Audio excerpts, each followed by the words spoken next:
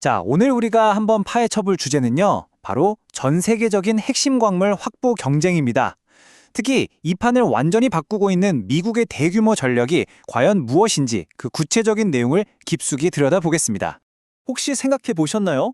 우리가 매일 손에 쥐고 사는 스마트폰부터 저 멀리 날아가는 최첨단 전투기까지. 과연 이런 현대 사회를 움직이는 진짜 힘은 어디서 나오는 걸까요?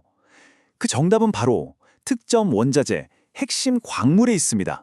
바로 이 필수 원자재들을 둘러싼 지정학적 경쟁이 점점 더 치열해지고 있는데요. 바로 이 지점에서 미국이 깨달은 거죠. 아, 우리가 생각보다 굉장히 취약한 위치에 있구나. 한 나라가 이 모든 걸 쥐고 흔들 수 있다는 걸요. 이 그래프를 보시면 바로 감이 오실 텐데요. 미국의 대중국 핵심 광물 의존도가 정말 심각한 수준입니다. 히토류는 무려 70%, 안티몬은 55%, 그리고 흑연은 50%를 중국에 의존하고 있거든요. 이건 그냥 단순한 무역 수치가 아니에요. 국가 안보랑 직결되는 문제입니다. 자, 그럼 미국이 이 상황을 그냥 보고만 있지는 않겠죠? 그 전략의 첫 번째 축, 바로 프로젝트 볼트라는 아주 거대한 국내 방어 계획입니다. 이건 그냥 정부가 혼자 하는 게 아니에요. 정부 대출 100억 달러에 민간 자본 20억 달러, 합쳐서 무려 120억 달러 규모의 거대한 민관 협력 프로젝트인 거죠. 목표는 아주 명확합니다. 중국이 아닌 다른 공급망에서 가져온 핵심 광물을 60일치 분량만큼 미국 땅에 비축해두겠다는 겁니다. 여기에 참여하는 면면들을 보면 정말 대단합니다. 트랙시스나 머큐리아 같은 글로벌 원자재 상사들이 광물 확보를 책임지고요. 최종 사용자가 될 GE, GM, 보잉은 물론이고 구글, 로키드 마틴 같은 핵심 산업의 거물들이 다 같이 참여합니다. 그러니까 공급망의 시작과 끝을 꽉 잡고 있는 거대한 어벤져스 팀 같은 거죠. 그런데 이 프로젝트가 기존의 다른 비축 전략이랑 뭐가 다를까요? 우리가 잘 아는 전략 비축유랑 비교해보면 그 차이가 확 드러나는데요. 전략 비축유가 과거 오일 쇼크 때 국가가 주도해서 만든 국방용 비축이었다면 프로젝트 볼트는 오늘날의 공급망 위기에 대응하기 위한 민관 협력 기반의 산업용 비축이라는 완전히 새로운 시대에 맞는 새로운 모델인 셈입니다. 하지만 국내에 쌓아두는 것만으로는 부족하겠죠. 그래서 미국은 동시에 동맹국들과 손을 잡고 글로벌 공급망을 아예 새로 짜고 있습니다. 이게 바로 포지아입니다.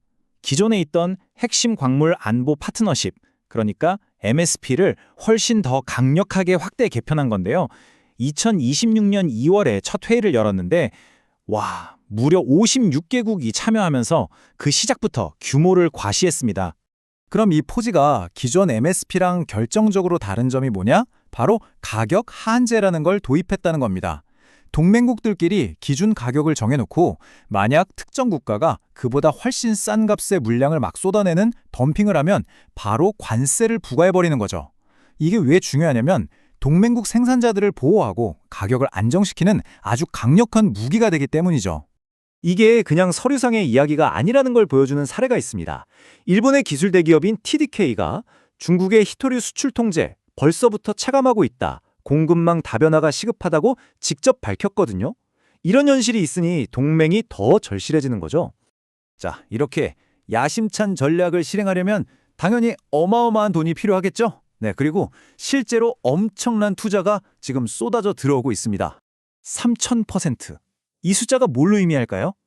바로 2025년 단 한 해 동안 미국의 히토류 관련 스타트업에 몰린 벤처 캐피털 투자가 전년 대비 늘어난 비율입니다. 이건 말 그대로 폭발적인 증가세죠? 금액으로 보면 이 상황이 더 명확해집니다. 2025년에 전 세계 히토류 스타트업에 투자된 VC 자금 있잖아요. 그중에서 무려 90%, 그러니까 6억 2,800만 달러가 전부 미국 기업들한테 쏠렸습니다. 이 정도면 미국의 전략적 우선순위가 어디에 있는지 너무나도 명확하게 보여주는 거죠. 민간 투자만 있는 게 아닙니다. 정부도 직접 팔을 걷어붙이고 나섰어요. 국방부가 MP 머티리얼즈 지분 15%를 인수했고요. 상무부는 USA 레어어스의 지분 10% 투자에 더해서 16억 달러 규모의 대출까지 약속했습니다. 국민 생산을 어떻게든 확보하겠다는 아주 공격적인 움직임입니다.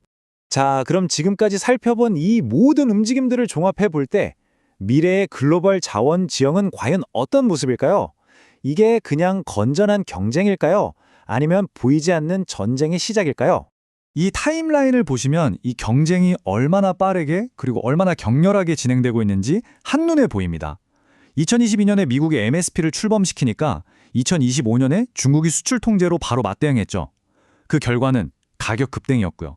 그러니까 2026년 미국이 더 강력한 카드인 포지와 프로젝트 볼트를 동시에 꺼내들면서 다시 한번 판을 흔들고 있는 겁니다.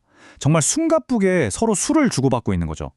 하지만 이렇게 막대한 돈을 쏟아붓고 새로운 전략을 짠다고 해서 모든 문제가 바로 해결되는 건 아닙니다. 여전히 큰 도전 과제들이 남아있거든요. 중국 의존도는 단기간에 해결하기 어렵고 새로운 광산이나 처리 시설 짓는 데는 수년이 걸립니다. 가격 변동성도 여전히 큰 리스크고요. 결국 안정적인 공급망으로 가는 길은 단거리 경주가 아니라 아주 긴 마라톤이 될 겁니다. 이런 거대한 전략적 변화는 결국 새로운 지정학적 경쟁의 시대가 열렸다는 걸 의미합니다.